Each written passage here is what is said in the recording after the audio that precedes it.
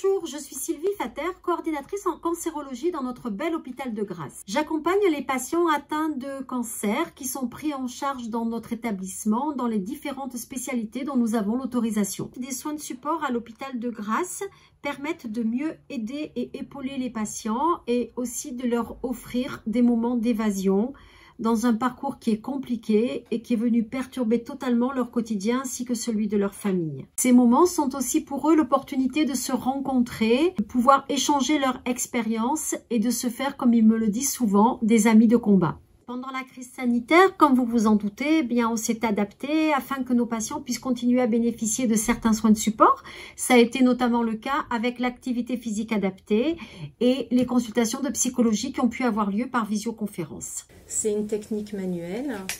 On va dire qu'elle est entre la digitopression et la médecine chinoise.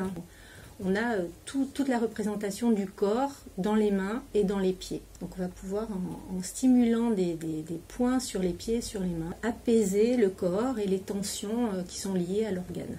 Je m'appelle Maryse Caillé, j'ai 62 ans, j'ai été opérée d'un cancer du sein en août 2018 à l'hôpital de Grasse.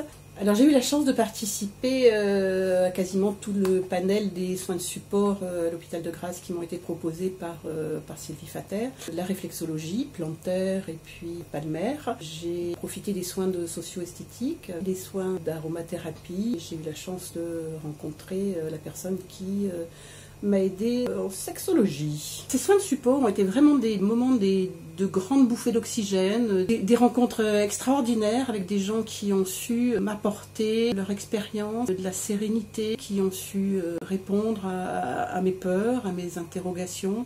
Des vraies rencontres qui m'ont permis de reprendre au pied, de croire à nouveau que tout était possible et que la maladie n'est pas insurmontable. Il faut vraiment profiter de toutes ces mains tendues, de toute cette bienveillance qui entoure les gens qui sont pris en charge ici à l'hôpital de Grasse. Ça fait partie de la reconstruction de nos corps et de nos âmes et de notre vie.